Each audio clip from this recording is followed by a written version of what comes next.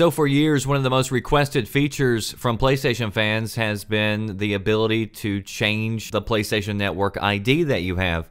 And currently, if you want to change your PlayStation name, you have to set up a brand new account, which of course means you're going to lose all your trophies and everything associated with that ID. Now, occasionally you do see some people who will argue that, look, it's these own people's fault. They shouldn't have made a gamer tag or something that they were going to regret later on in life.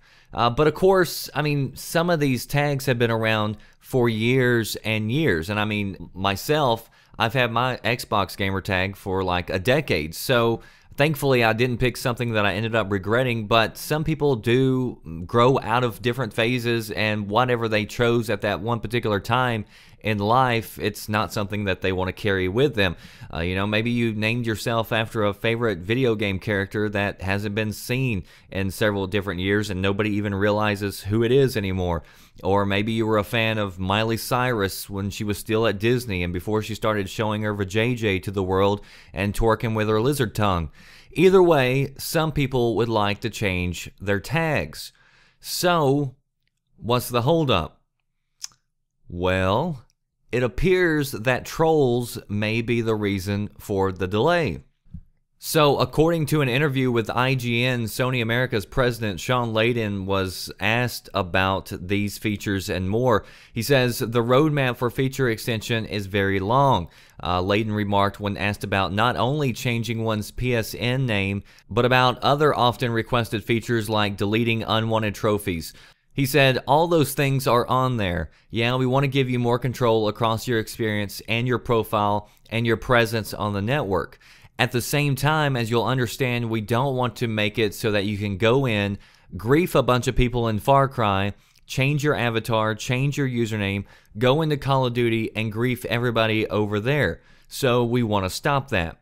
When IGN asked if that issue specifically, the risk of abuse, is what's holding up the feature being implemented, Layden answered in the affirmative. He said, we want to do name changing in a way that's transparent, but also don't want people to morph themselves either. And yeah, it's terrible that we have to make decisions on a service sometimes by optimizing around the bad actor. I hate that we have to do that. So we're trying to balance that between the 99% of users going to have a good experience. How can we help make that happen without giving one more tool to the bad actors to go in and ruin the experience for others? So Sony is saying that the reason you can't change your PlayStation name is because they're afraid people are going to abuse it while trolling. Now, I gotta be honest with you, I'm a skeptic, you know, just in nature. And I want to know, do you really think that that's the reason why Sony hasn't implemented name changes yet? And the reason I say that is this isn't the first time that this has been brought up. And I'm curious as to if trolls are just being used as a scapegoat right here.